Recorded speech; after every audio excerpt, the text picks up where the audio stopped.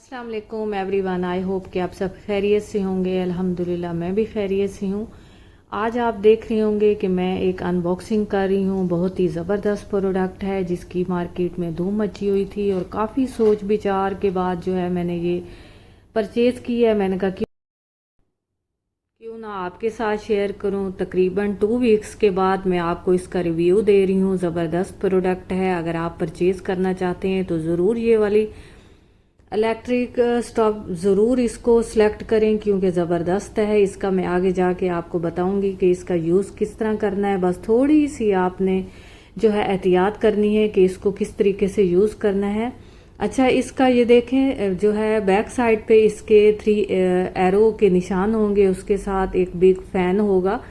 ज़बरदस्त है। इसका आपने थोड़ा सा ख्याल रखना है रखते हुए, क्योंकि इसको तकरीबन 1-1 फुट के फासले पर इसकी चीज़ रखनी है। इसके करीब बिल्कुल कुछ नहीं रखना क्योंकि साइडों पे आप जब इसको यूज़ करेंगी तो देखेंगी कि इसके जो है फैंस लगे हुए हैं, जिसकी वजह से इसको हवा की बहुत ज़रूरत होती है। ताकि अगर हम थोड़ी सी एहतियात करेंगे ये तो लॉन्ग लास्टिंग हमारी ये वाली प्लेट चल सकती है।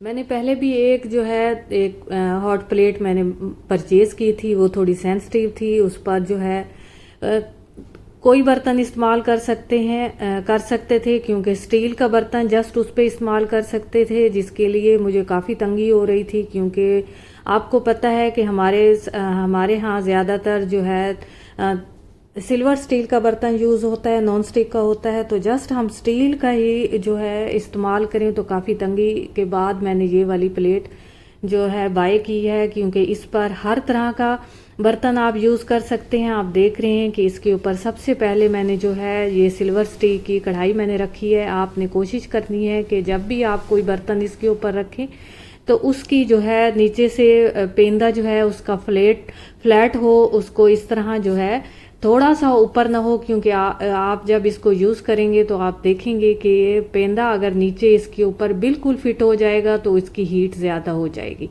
इसको मैं आगे जाके आपको चलाना भी आपको मैं इसका बताऊंगी कि किस तरह इसको आपने ऑन करना है। और इसके ऊपर जो है इस तरह के जो है बटन बने हुए हैं। आपने जस्ट इसको ऑन ऑफ का अच्छा जी, तो यहाँ पे आपने थोड़ी सी एहतियात करनी है। बर्तन जब आप इसके ऊपर रखने लगें तो आप इसको जो है आप इसका पेंदा जो है फ्लैट हो और उसके साथ बिल्कुल गीला ना हो। जब आप इसको रखने लगें तो उसको अच्छे से नीचे से साफ़ कर लें, क्योंकि ये ग्लास का हमारा जो है इलेक्ट्रिक स्टोव है। तो अगर आप इसकी एहतियात करेंगी तो ये बहुत मज़े का और अच्छे से चलेगा। मैं इसको यूज़ कर रही हूँ। ये बहुत आसान ज़िंदगी हो गई है मेरी। जब हमारे पास गैस नहीं होता तो हम बैठे होते हैं और इंतज़ार कर रहे होते हैं कि गैस आएगा तो हम अपना खाना बनाएंगे। तो अगर आप इसको बाय करती हैं तो आप बिल्कुल इजी हो जाएंगी। हर तरह की चीज़ इस पे बन सकती है। चाय बन सकती है, इस पे रेसिपी अच्छी सी बन सकती है, राइस बन सकते हैं, दूध बॉयल हो सकता है। हालांकि हमारे घर का जो भी काम हो, जो भी हमने खाना बनाना हो, वो इस पे बन सकता है।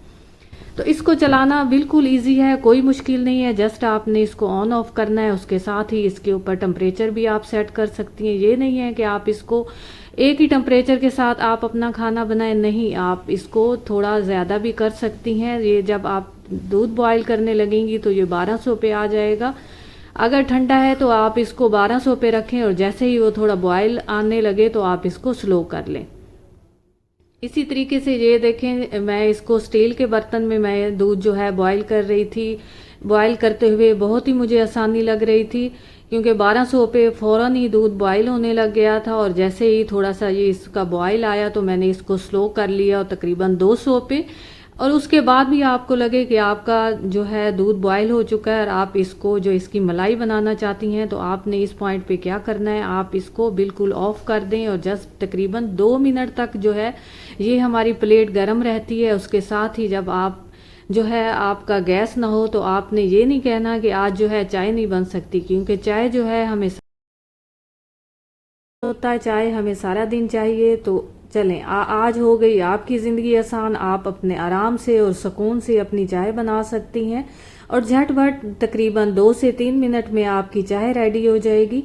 तो यहाँ पे भी आपने ख्याल रखना है कि अपना टेम्परेचर जो है आपने अपने हिसाब से सेट कर लेना है। मैक्सिमम 1200 पे होता है और जब आप इसको जो है आपकी चाय बन जाए तो आप इसको स्लो कर लें, इसको 300 पे कर लें, 400 पे कर लें।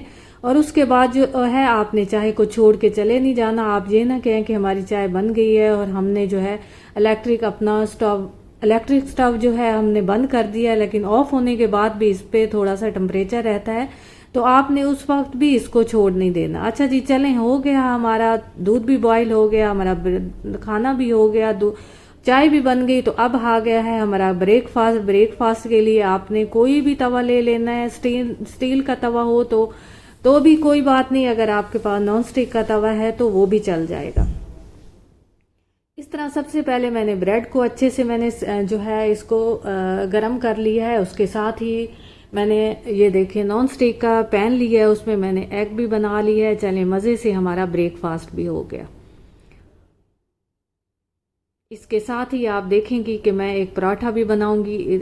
आप सोच रही होंगी कि इलेक्ट्रिक स्टोव पे पराठा कैसे बन सकता है, रोटी कैसे बन सकती है, तो ये भी मैं आपकी ज़िंदगी आसान कर देती हूँ, क्योंकि इस पे जो है इतनी मज़े की मलाई जैसी रोटी बन जाती है। ऐसे क्रिस्पी भी होती है और अंदर से नरम भी होती है, बहुत ही मज़े की, जलती भी नहीं है और ज़बरदस्त। तो ये भी हो गया आपका काम आसान।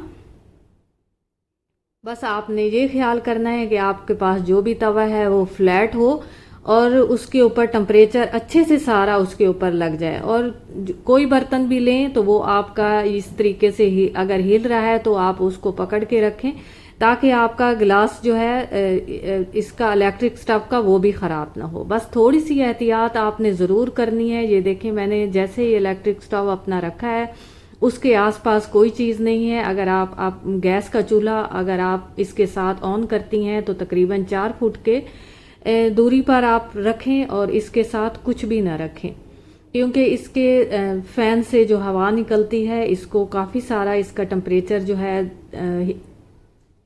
तेज़ हो जाता है, जिसकी वजह से आप कोशिश करें कि इसको हवा लगे। अगर हो सकता है तो आप अपने किचन का फ़ैन भी ऑन कर लें। सिल्वर स्टील के बर्तन के साथ आपने देखा था कि मैंने इतना ज़बरदस्त खाना बनाया था, रेसिपी बनाई थी। अब जो है मैं आपको दिखा रही हूँ कि स्टीनलेस के बर्तन में भी आप खाना बना सकती हैं। आलू और गोश्त का रेसिपी मैंने बनाई है। सबसे पहले जो है मैंने गोश्त को इसके ऊपर बॉईल कर लिया था, उसमें सारे इंग्रेडिएंट्स ऐड किए थे, टमाटर ऐड कर लिए थे, उसमें स्पाइसेस ऐड कर लिए थे। उसके साथ ही मैंने इसमें आलू डाल के उसकी भुनाई की और ये वाली रेसिपी मेरी झटपट रेडी हो गई। कहीं से भी जलता भी नहीं है, ज़बरदस्त खाना बन जाता है। और उसके साथ ये देखें, जो है मैंने पहले आपको स्टील के बर्तन में आपको दिखाया था कि दूध बॉईल हो सकता।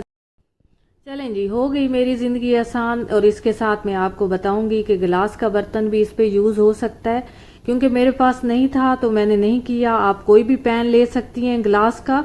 तो ये है मेरी आज की वीडियो। अगर किसी पॉइंट पे भी आपको पसंद आई तो ज़रूर सब्सक्राइब करें। बहुत सारी दुआओं के साथ टेक केयर, अल्लाह हाफिज़।